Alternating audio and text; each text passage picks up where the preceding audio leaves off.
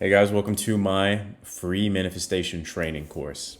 So the goal of this is to get you where you are now to where you want to be, get you to attract whatever you want in your personal life, your business, your love life, your body. This is going to be the complete manifestation guide. I've studied manifestation for years now, and I've had a lot of conversations with clients, conversations with people. I even have my own community where I teach manifestation and simplify the process. And I've come into the realization of why certain people get their goals and why people don't. And so by the end of this video, you're going to have everything that you need in order to manifest whatever you want in this world to get into your desired reality. I just need you to sit down and take some notes.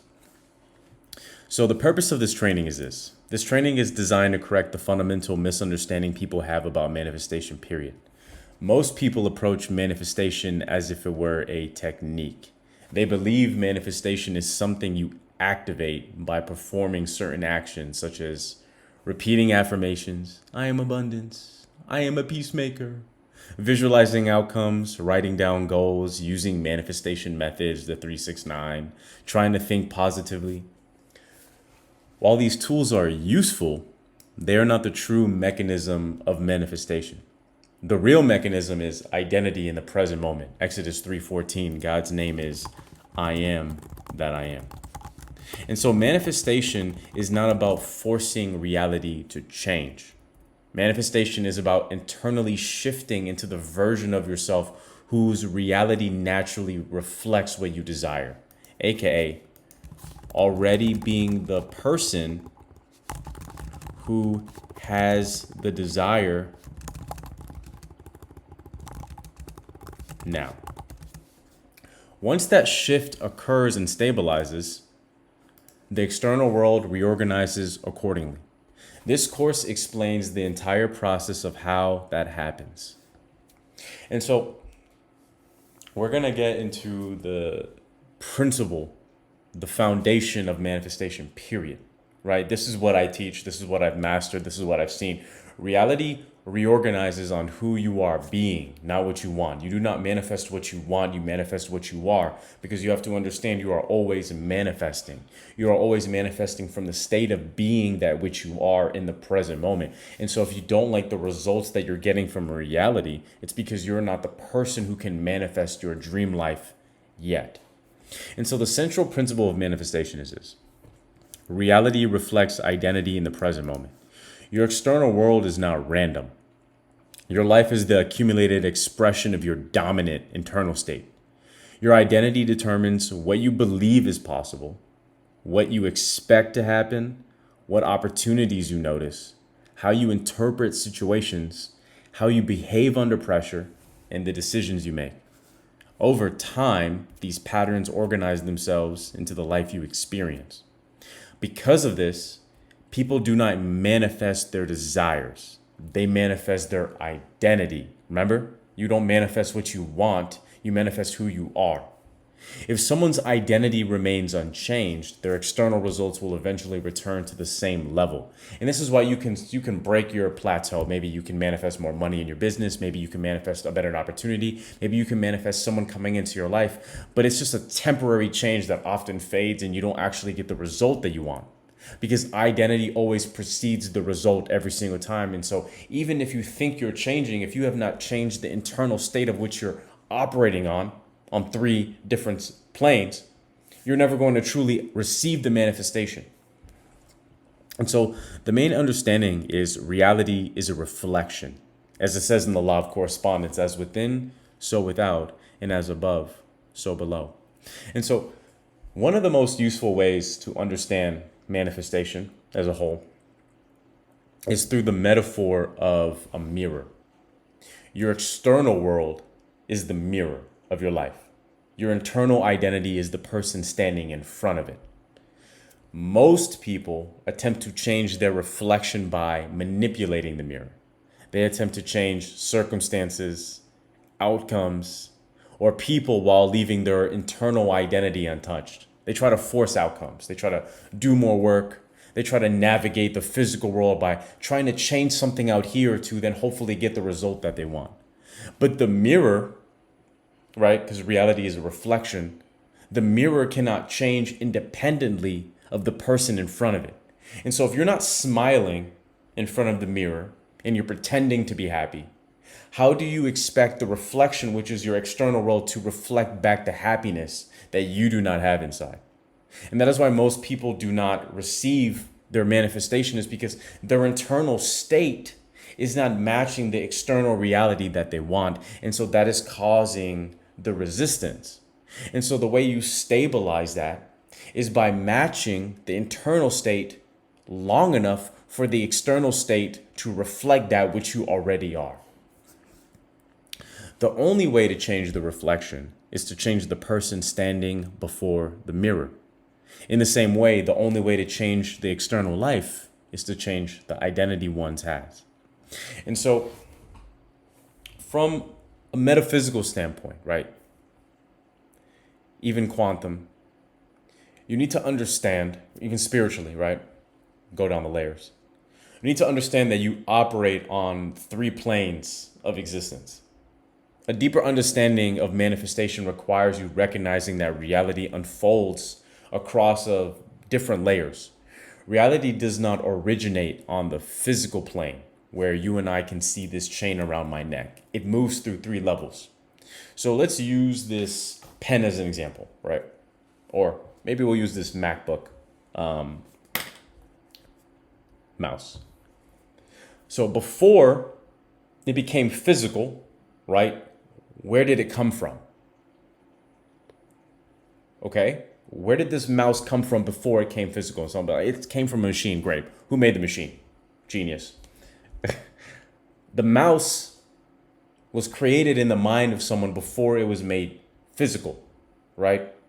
So the world that you're experiencing is not just, you're not operating it on just a physical plane. You're not just walking around like a zombie, automatic, no life, lifeless, NPC.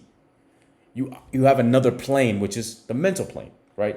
And so everything that has ever been created in your physical world was created in someone's mind first. If you understand that from a basic level, then you understand that the mind is the cause and the physical world is the effect. And so if the physical world is the effect, then you understand why most people are struggling to manifest their desires, because they're manifesting it from the state of it being an effect, from the physical plane, the lowest level of reality. If you want to rise, right, and control reality, you need to understand that there's 2 other layers, the spiritual plane and the mental plane. And so the spiritual plane is this. The spiritual plane represents your pure awareness. It is the level of consciousness itself. And the way that I explain it to people is this, so that you can understand, if you've never reached this level of understanding of oneself, right? As it says as one of the famous quotes from Rumi is, I was searching for God, but I only found myself. And I was searching for myself, but I only found God. And so if you don't have a spiritual understanding of this yet, this will give you a good foundation of what the spiritual plane is, what is consciousness, what is awareness, right? Sit there for a moment and think about the idea that where do the thoughts come from in your mind? Because you are not the one creating all the thoughts in your mind, right? You'll be sitting there in the shower and you get a random image in your head, or a random thought, or you'll be driving and you get a random image or random thought, a memory. Maybe you'll visualize the future. Some of those you're controlling, right? Sometimes you want to visualize a certain thing, or maybe you want to go back in the past for a moment. But where do the random thoughts come from in your head, or emotions or perceptions, right? You'll blank out for a second and you'll get a spur. Where does that come from? You see, most people are not aware of the fact that they are not the thoughts being generated in their mind. They're the one observing it. You're the one observing your thoughts. You can sit there for a moment, take a deep breath through your nose, exhale, and you can just sit there for a moment and relax. And a thought will come up in your head. But where did the thought originate from? If you didn't create the thought itself, you were the one observing the thought, then where did the thought come from? You see, this is the highest level of spiritual understanding, and why the spiritual plane is so powerful, because you understand that you are pure awareness itself. You are at the highest level of consciousness. You are the observer observing reality. You are not just experiencing reality, you are observing reality because you always have the ability to choose what your interpretation or what perception you have of what you think is going on. And so two people can go through the same event but have two completely different interpretations of what happened, right? Let's say two people get in a car accident. Person A loses their car, gets upset, has to deal with the insurance, is crying, favorite car, upset. No, they don't. Now they got to pay for this. Now they're like, oh God, what am I going to do? Person B, car accident, starts thinking in their head, well, what if there was something wrong with this car and God saved me from driving this car and this is just how it had to be? Or at least everyone made it out alive and everyone's okay. At least nothing really bad happened. I just lost this car, right? Two different people, same event, but two different interpretations. Now, if reality is manifested from within as without, what do you think is going to happen from these two people based on what they're interpreting the event as? Person A, who's upset at the car being gone, is going to attract more lack into their life. Everything that they're believing internally, combining that with the way that they feel in the present moment, they're going to attract less of what they really want. But person B is going to attract more opportunities into their life because in the pure awareness of what they are, they're able to look above their situation and not confine themselves to their thoughts. Most people are not aware that they are the one observing reality, not just experiencing it. And this is the highest level of spiritual understanding. Once you come to this concept, reality is yours. It says, the Buddha says, the root of all suffering is attachment. And so the more attachment that you have to your identity and your human experience, the ego, the lack of spiritual control that you have over reality itself. And you won't be able to control reality because you need to control it from three levels: the spiritual, the mental, and the physical.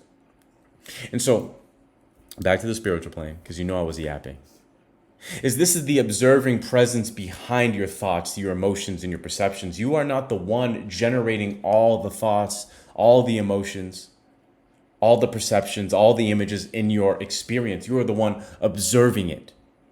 And so many traditions refer to this as awareness, presence, the observer, the I am that I am, Exodus 3:14. This level of consciousness is the deepest foundation of the human experience. It is not personality. It is the awareness that observes the personality. The mental plane. The mental plane is where identity operates. This includes your beliefs, your assumptions, your imagination, your expectations, your internal dialogue, your perception.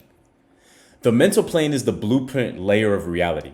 Your subconscious mind lives here. Remember, you have two parts of your brain. You have the conscious mind, the left part of your brain, and then you have the subconscious mind, the right part of your brain. Most people are not aware, but during the ages of 0 to 7, your subconscious mind was activated during a state of theta.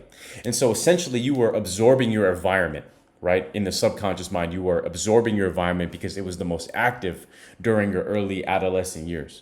And because it was the most active part of your brain during those early development years, you absorbed a lot of what you would call your baseline for your personality, your experience of reality, and your interpretation of reality itself. And because that was your baseline and it cut off between the ages of 0 to 8, that became your frequency identificator of how you are going to interpret it, the world that you're experiencing. And so most people are not aware of the fact that they were programmed that early on. And so they'll say consciously in the left side of their brain, I don't want to end up like my parents. I don't want to end up like that. But your subconscious mind was already programmed to a specific baseline. And so even if you're consciously thinking that you don't want that, you're manifesting that anyway. And that's why most people end up like their parents. And that is why affirmations don't work, because you're not getting to the root of the problem, which is your internal state. But what you need to understand about your mental plane is this. Your internal identity structure lives in this level. The mental plane is where your life is designed before it appears physically. And now you can start to understand just how important the spiritual layer is before we get to the mental layer. Because once you understand you are the one observing your thoughts and you don't have to identify with them, then you can start trickling down to the mental layer and start controlling the thoughts that you want to experience. Now, this is not going to help you manifest because thoughts themselves don't manifest, but this is going to help you control the lower levels of reality, like the physical plane, and manifest your reality. Because again, it's as within, so without, as above, so below. Because Luke 17:21, the kingdom is within you. And so the mental plane is where your life is designed before it appears physically. And so the physical plane is the last domino effect. And that is why if you're not operating in the identity of the version of you who already has the desire before you take the action, you're causing more resistance because you're forgetting that reality operates on different layers. And so you're not aligned on all three layers. Your reality is not going to reflect the version of it that you want to see. And so the physical plane is the last domino. Think of the physical plane like frozen imagination, frozen consciousness, frozen awareness. This includes your circumstances, your relationships, your opportunities, money, events, outcomes, your love life, your physical body. The physical world is the slowest layer of reality. It is the final stage of manifestation. By the time something appears physically, the internal process that created it has already begun. And now you understand what the three layers of reality are and how to start in your awareness, right? In your observation, start realizing, have you been aligned with the version of yourself that you're trying to create? Because if you're not that person in awareness of self, you're observing that in your reality right now, that am I already that version of me that I'm trying to manifest? Am I acting as if I'm already that person? And the reason why that's so important is it says in prayer, in scripture, Mark 11:24, if you pray for something, pray for it as if you already received it. And remember that reality reorganizes on who you are being, because manifestation is not a technique. It's something that you're always doing. And so from the highest level, which is the spiritual plane, the observation of what you think is going on. Because remember, even in the split particle experiment, it proves that our observation changes matter. If from an observation level, an observer level, you're not observing that you already are in your desired reality. From the lower level in your mind, you're not going to be able to control the ideas, the thoughts, the perceptions, the beliefs, the images, the feelings in your internal body. And so you're going to identify with what the scripture calls the old man, the old beliefs, the old patterns, identifying with who you don't want to be, because you're allowing it to trickle down the wrong way, because you're not observing that you already have your desire. Because you have to remember, the separation is the illusion. And so the way that you control reality is this. You have to observe in the spiritual plane, the observation, the one that is observing reality, your mind, outside of your mind, the consciousness, the level of consciousness itself is pure awareness. I am that I am. And so you have to start observing that you already are in your desired reality. Mark 11:24, Matthew 13:12. He who has more will be given more. He who has less will be given less. You have to give yourself more by observing more. You have to start observing the fact that you already are in your desired reality. Once you start observing the fact that you already are in your desired reality, despite circumstances, despite conditions, because remember, the physical world is the last domino to affect. And so the reason why you don't have your desire is because you have been convincing yourself that you don't have it. And so the same way you got here in your current experience, you have to reverse engineer the process. If you've created a manifestation of your life now where you have a specific type of money, you make a specific type of amount of money in your business, you have certain results, you have a physical appearance, this love life that you have. If you're seeing this in your physical reality, that means you've been manifesting this long enough. And so you have to change it at the higher levels, because you have to reverse engineer the process that got you there. If you're waking up every day knowing that you're broke, how are you supposed to be rich if you're not observing that more money is possible for you now? And so you have to change it at the level of pure observation itself. Once you change it at pure observation itself, in your mind, you're going to have a lot more clarity in the thoughts that you do want to be surrounded with in your mental plane, which includes your beliefs, assumptions, imagination, expectation, internal dialogue, and perception. You're going to start convincing yourself in your mind with your beliefs, money is possible for me. I can be rich one day. And you'll start imagining a life in the reality where you can have money, experience money, which is creating the momentum that is going to get you into your desired reality, because then you start operating on the higher levels that you exist on. Because now you're in the spiritual plane, realizing that you can have more. And then in the mental plane, you're giving yourself more because you're thinking, feeling, assuming that you already are that. And then when you take the physical action, which is the last domino to appear, your reality will reorganize on who you are being, because you have to remember, you don't manifest what you want, you manifest who you are. And so this is why people try to change life from the wrong plane. Most people live entirely on the physical plane. They believe they are their circumstances that define them. They try to change life by manipulating the visible world. But the visible world is the effect, not the cause. Attempting to solve problems exclusively at the level of the physical plane is like trying to change the printout of a document without editing the file. The real leverage exists on the mental plane. Well, the real leverage exists on both the mental and the spiritual planes. This is where identity lives. This is where belief systems operate. This is where the subconscious accepts patterns. And this is where lasting change must begin. And so this is the role of the subconscious mind. And as we were kind of going over a little bit earlier, you have two parts of your brain. You have your conscious mind, right? The left part of your brain. This is your analytical, your critical thinking, more constructive criticism. This is your left part of your brain. And then you have your subconscious mind, which is the right part of your brain. This is your imaginative, your creative, your more free thinking part of your brain. And we can access both. We access both. But remember, the subconscious mind was activated during the ages of 0 to 7. And as I told you, why the subconscious mind is so important was because the subconscious mind was the baseline, the foundation of what you call reality, because it was activated during your early creative years, instructive years. Those years from 0 to 7 became the baseline for what you call life. And so if you experienced lack, if you experienced hardship, if you experienced trauma, if you had a lot of emotional turbulence during those years, reality is still holding on to what happened to you at those early years, because it is a reflection of your mind, as within, so without, as above, so below. You don't need me to tell you. You can see it from your own childhood if you're still experiencing the same patterns that have never left you. And then you ask, why do people always leave me? Why am I always struggling with money? Why does it seem like life is against me? Why are things so hard? Well, then I ask you this question: how were your childhood years? How do you associate love? How do you associate money? What is your relationship with the things that you're struggling with now? And then if you correlate it back to something you experienced with a lot of emotional turbulence, or a strong emotional connection, or a childhood event, you'll start to connect the dots. Oh, I have this thing that I struggle with, and now because of this event that happened to me, or this long change of beliefs that I've had, or these large range of thoughts that I've had for a long period of time. Because you have to remember this baseline of how reality works. And we'll cover it later, but I'm going to give you a little bit of insight. Everything has a vibration, right? If I'm not moving right now, but if you were to put me under a microscope, my atoms are moving. And so you need to understand that everything is at a specific vibration. Everything is moving. Nothing is still in this universe. Everything is in constant motion. The universe is constantly expanding with black matter. And so nothing is ever still in this universe.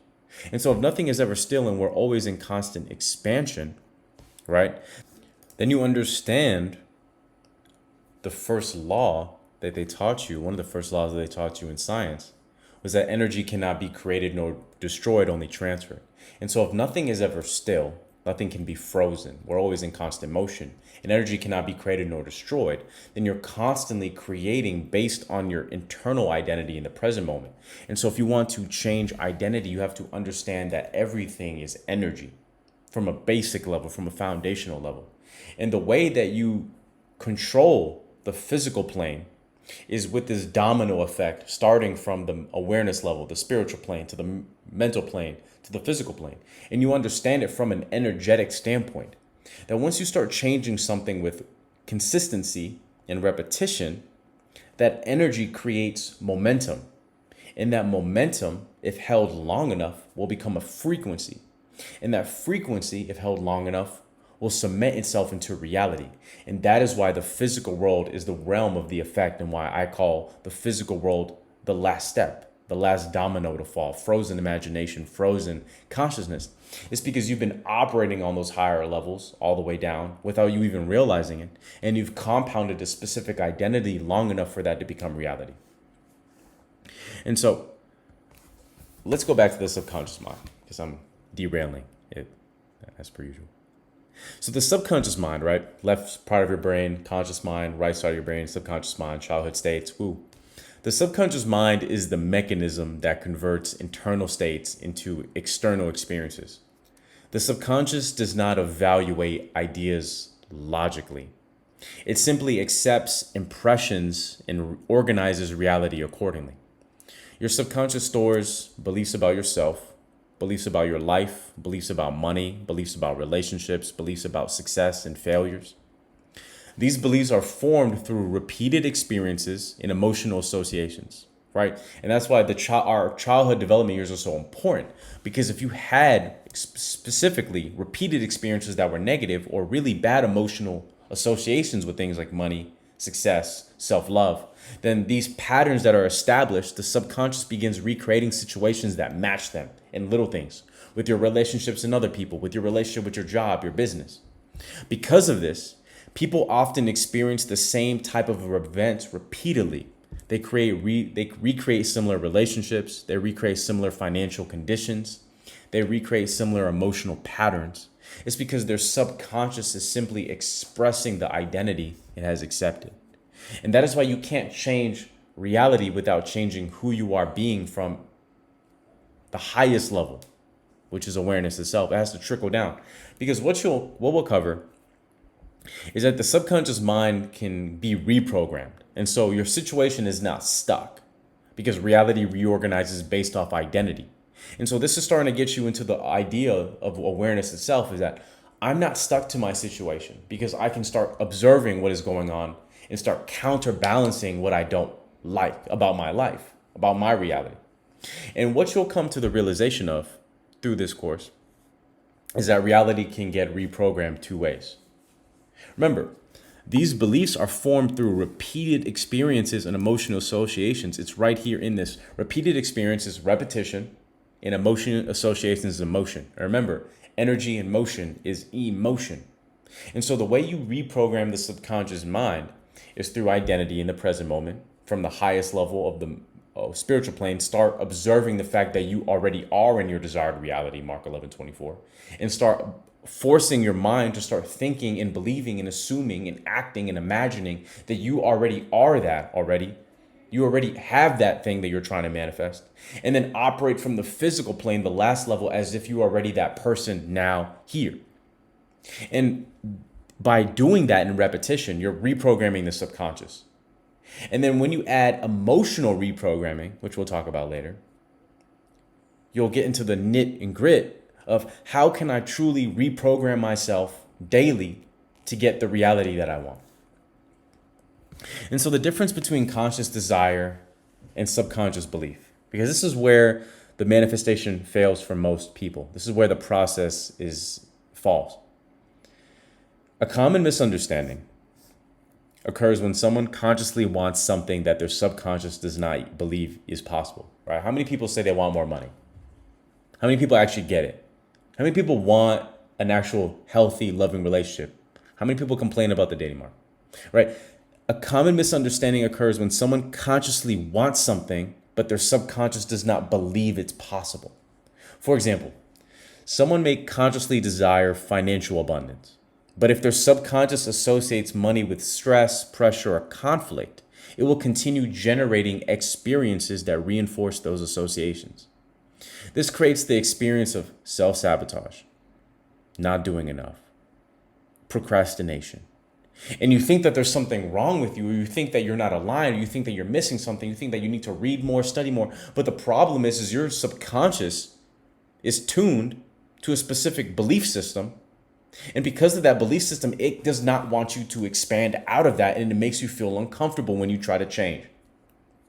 And so from the conscious perspective, the person is trying to succeed, but from a subconscious perspective, the mind is protecting the identity it believes is safe, because the subconscious mind wants you to stay where it is comfortable and safe, even if it is against you. Whether the belief exists to serve you or destroy you, the subconscious mind is going to do whatever it takes to keep you where you've been tuned to.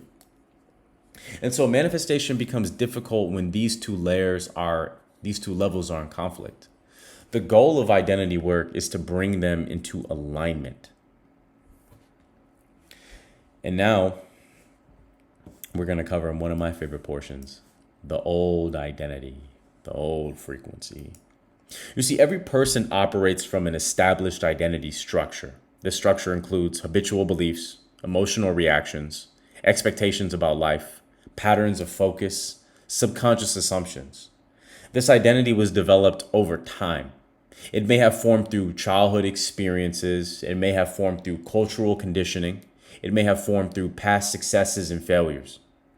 Regardless of its origin, the identity feels normal because it has been repeated. And remember, repetition and consistency builds momentum. That momentum is a vibration. That vibration becomes a frequency, and that frequency cemented itself into reality via the identity that you have in the present moment. Normality is one of the most powerful forces shaping human behavior.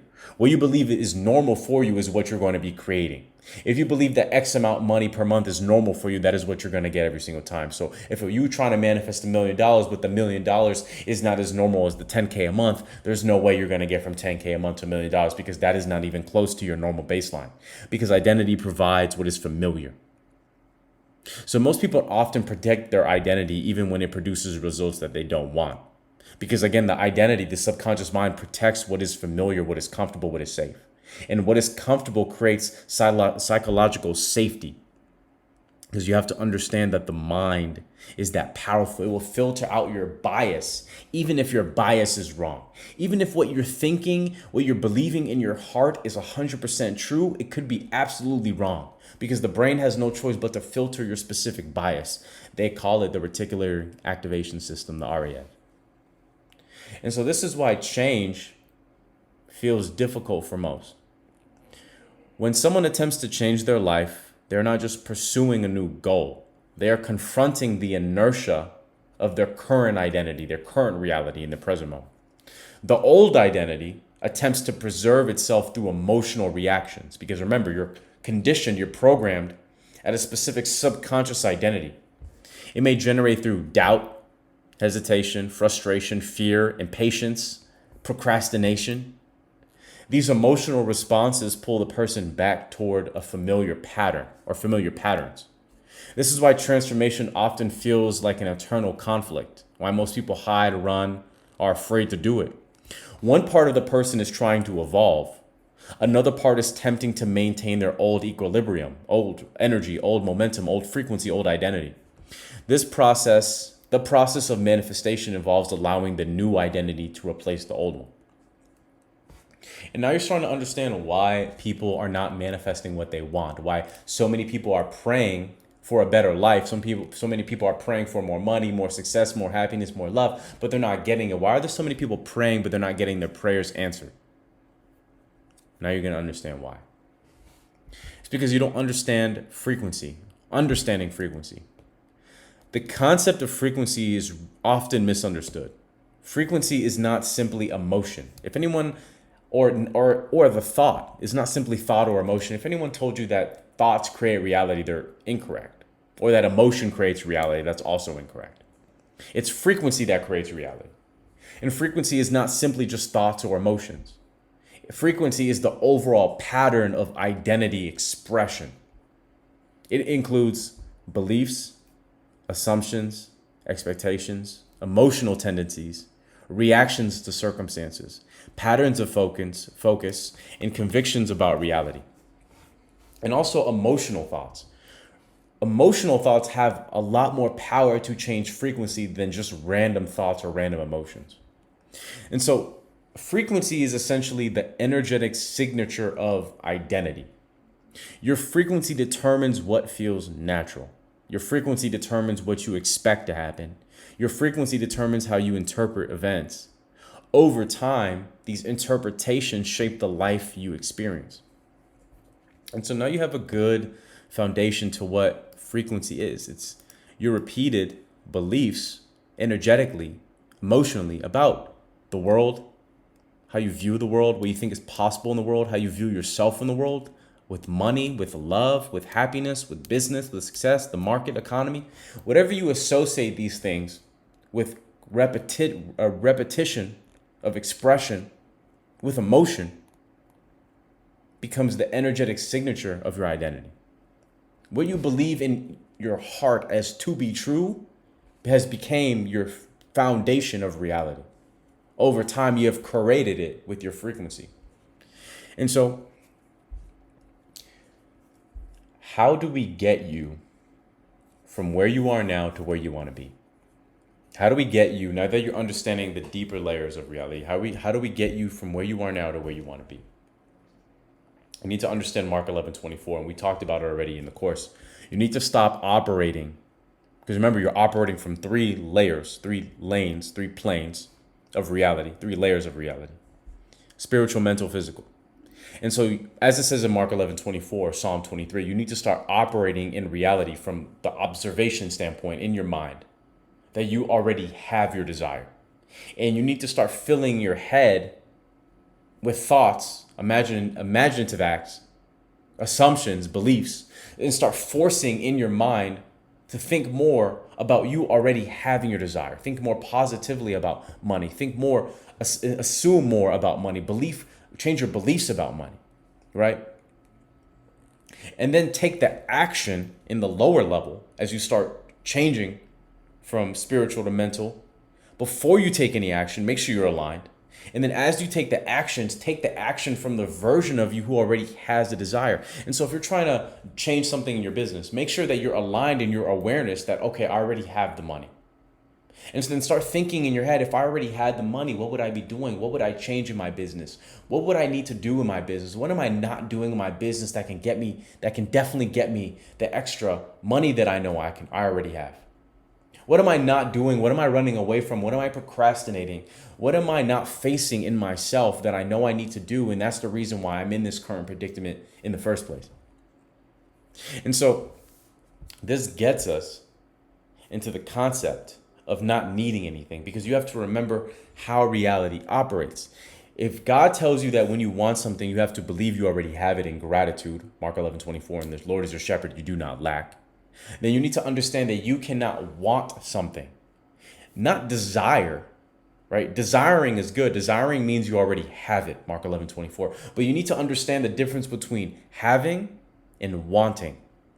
Having, right? Desiring is having, Mark 11:24. And so having means I have it, even if you don't see it physically. Because remember, faith by definition in Hebrews 1:11 is in the works unseen. And so faith, the etymology of the word faith, comes from the word confidence. And so the reason why you have faith in it is because you don't conform to the world, you be renewed by a transformation of your mind, Romans 12:2. And so you get there having the frequency, having the desire, creating an identity in the present moment that already has the desire, is not by conforming to the world, Romans 12:2, not caring about your conditions or circumstances, which is currently going on in your life, not conforming to that. And start creating an identity from the higher levels, from awareness, from your mental plane to your physical plane, of already having the desire now. And so if you already have the desire, whether or not you have it physically, how do you manifest it? By the frequency of not needing. You see, one of the most powerful manifestation states is the state of non-dependency. This is the final layer, one of the fire layers of the manifestation process. Because once you start creating an identity that already has a desire, then you need to understand the dependency of not needing it to happen. And this is what most people have conceptualized as the detachment phase, right? You need to detach. And most people, when they hear the word detachment, they think, oh, I have to give up, I have to quit. It's not what that is. Or some people get into the sense of apathy, or like, okay, I just don't care anymore about it. That's also not it. This is the frequency of not needing. Many people attempt to manifest from a place of emotional need. They feel incomplete without their desired outcome. They believe the desired result will finally make them feel whole. But this emotional dependency reinforces the feeling that the desired outcome is missing. Remember, the universe speaks in 2 languages. You either have it or you don't. So the subconscious interprets that feeling as a signal of lack. A different approach is to desire something without depending on it for emotional completion. This state communicates something different to the subconscious. It communicates that the identity already feels stable and fulfilled. In this state, The desired outcome becomes a natural extension of identity rather than a psychological necessity. This reduces resistance and allows manifestation to occur more fluidly. Because you have to remember, if you already had the desire, you wouldn't need it. You wouldn't need to see it. Because remember, reality is created from the three planes, from awareness. Because remember, the momentum of reality, physical world is the last domino effect. The reason why you cannot see it is because you've compounded not having it. And so you have to understand that you have to reverse engineer that momentum that got you there. And so you can only do that by not desiring it from an emotional dependency standpoint. You cannot be in a state where you need it to happen in order to feel fulfilled. Because remember, if you need it to feel fulfilled, you're still signaling that you don't have it. But reality only understands two languages. You either have it or you don't. And so you have to give yourself the experience internally. You have to feel what it would feel like if you already had the desire long enough to build that momentum, which changes your vibration, which changes your frequency, and then cements you into a new reality where that desire comes to you, because naturally you detach from needing to see it externally because you've given it to yourself first. You see, most people think they want the thing. You don't want the money. You want the freedom and the security, the safety. You want the ability to do other things. You don't want the loving relationship. You don't care about having that person. You just want to feel loved, protected, safe, seen, valued. Most people think they want the thing itself. You want the emotion behind the thing. And so if you're not giving yourself what it would already be like if you had the desire, you're not going to attract the desire anyway. How are you supposed to manifest more money if you don't believe, you don't feel safe and secure? It says in Matthew 6:33, seek first the kingdom of God and then everything else will be added upon your righteousness. Well, let me ask you, are you living in the kingdom of God? Do you feel loved? Do you feel safe? Do you feel secure? How are you supposed to be in the state of already having the desire, Mark 11:24, if you don't actually feel that way? If you don't know internally that you already are that? Because remember, faith by definition is the word confidence. The etymology of the word faith comes from the word confidence. And so if you don't have confidence and conviction that you already have your desire, Mark 11:24, then the desire cannot manifest. And so this is my identity manifestation process that I created that works every single time, because I am the best manifestation teacher in the world. My Trump impression needs work. Stage 1, awareness. The first stage involves observing your current identity. This requires honest self-reflection. You begin examining your patterns. You notice how to react to situations. You observe your beliefs about yourself and the world. This stage reveals the identity currently shaping your life. Without awareness, transformation cannot begin. Stage 2, separation. The second stage involves recognizing that your thoughts and conditioning are not your true self. You are the awareness observing them. This realization creates psychological distance. It allows you to question assumptions that previously felt automatic. Once you see a pattern clearly, you gain the ability to change it. And then stage 3 is identity installation. The third stage involves intentionally adopting a new identity. Instead of focusing exclusively on goals, you ask a deeper question. Who would I need to become to live that life naturally? You begin thinking, deciding, and behaving from that identity. This does not require perfection. It requires consistency. Repeated exposure to the new identity gradually reprograms the subconscious. And obviously, repeated exposure emotionally reprograms the subconscious. And then stage 4 is stabilization. The final stage involves maintaining the new identity long enough for it to become normal. And this is how the detachment occurs naturally. Life will present challenges. Old emotional patterns may reappear, but circumstances and conditions may temporarily contradict your new state. But if the identity remains stable, the subconscious eventually accepts it as true. Once the subconscious accepts the new identity, external reality reorganizes to reflect it. And this is where most people fall off in the process of manifesting, is they allow the circumstances, conditions, people, events to change them in their new identity. They're creating a new identity, and then something happens to them externally, and they conform to that external reality. They conform to that identification. But you have to remember, it's as within, so without, as above, so below. And so if you're seeing something externally, it's because that is the last domino to affect. That is the frozen momentum that you've been building. And so you're just seeing what you've been building for the past X amount of time, months, years, days, weeks. And so you can't conform to that, what you don't like. You have to be renewed by a transformation of your mind. And that is why it says that in Romans 12:2. Do not conform to the world. Do not conform to the identification of which you do not want to be. Do not conform to the thing that you know that you are not anymore. Do not conform to that. You don't conform to that by not allowing whatever is going on in your external reality to allow you to get you off of your new internal identity that you're building, which means you don't emotionally react.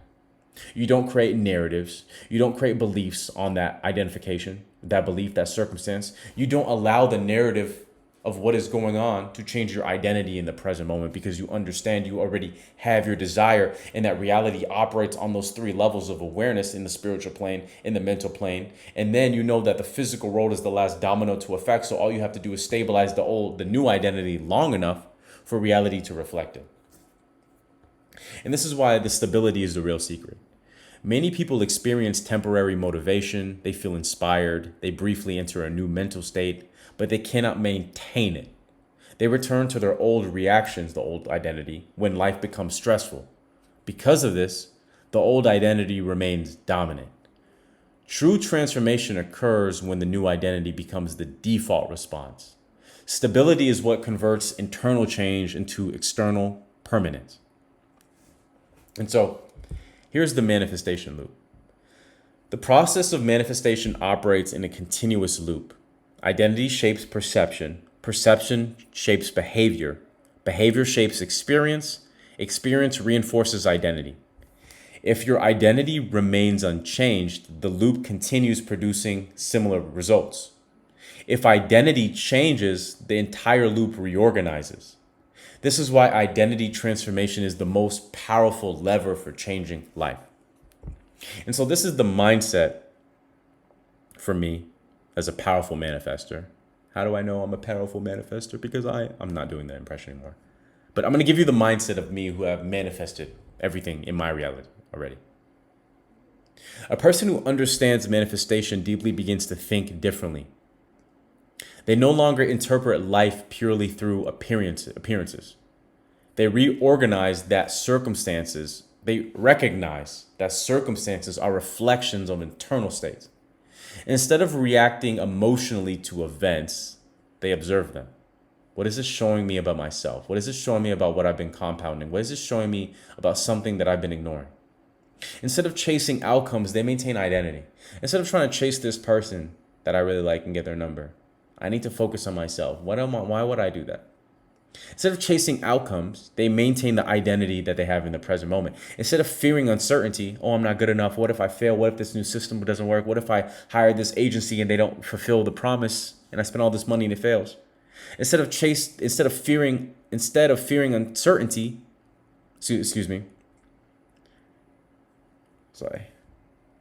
Instead of chasing outcomes, they maintain identity. Instead of fearing uncertainty, they trust the creative process. And so instead of fearing uncertainty, you trust the creative process. You trust that everything is going to go your way. You understand that identity precedes the manifestation. And so why would you allow those thoughts to get in your head anyway? Because of this, they invest their attention in cultivating the identity that naturally produces the life they desire anyway. Let's run this back one more time, mainly because my mind scattered for a second. And so the mindset of a master manifester. A person who understands manifestation deeply begins to think differently about the experience that they call life. They no longer interpret life purely through just appearances, conditions, events, circumstances, even the people that they meet. They understand that reality is a reflection of them, and so they understand that everything that is going on is them. They're experiencing themselves in reality, as within, so without, as above, so below. You recognize that the circumstances that you're going through, good or bad, are reflections of your internal state. So instead of reacting emotionally to events, you observe them. Instead of chasing outcomes, You maintain the identity. You allow it to come to you. Instead of fearing uncertainty, you trust that the creative process is going to happen naturally because you understand how reality is created anyway.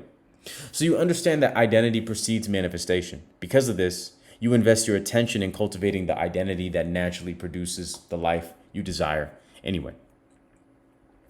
And so I coined in my group the 21st century alchemist. And so a 21st century alchemist is someone who understands the relationship between consciousness and experience. They understand that their thoughts, beliefs, and identity influence the structure of their life. They do not attempt to control every external detail. Instead, they focus on cultivating a stable internal state.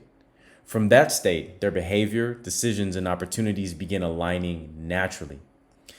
The alchemist does not escape reality. The alchemist understands how reality is formed. And through that understanding, they learn to participate consciously in the creation of their life. And so the final understanding is this. Manifestation is not about forcing life to change.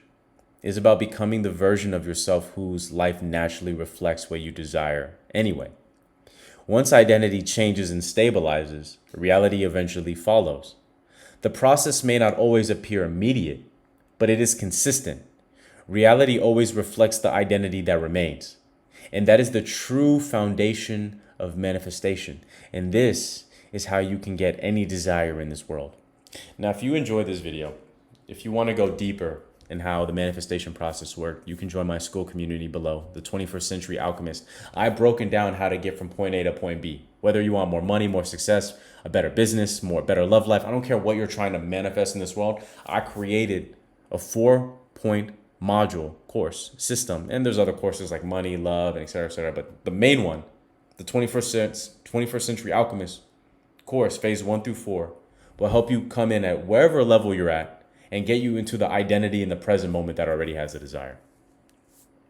Now, if you're a business owner, CEO, entrepreneur, coach, consultant, influencer, athlete, actor, and you're stuck in a revenue ceiling, you're stuck somewhere in your life, and you need to escape this block because you understand at this point there is a subconscious identity block stopping you from where you are now to getting you to that next level, book a call below. If it seems like it's aligned, we'll work together. If not, at least now you have everything that you need in order to manifest your dream life. Regardless, guys, I'll see you in the next video.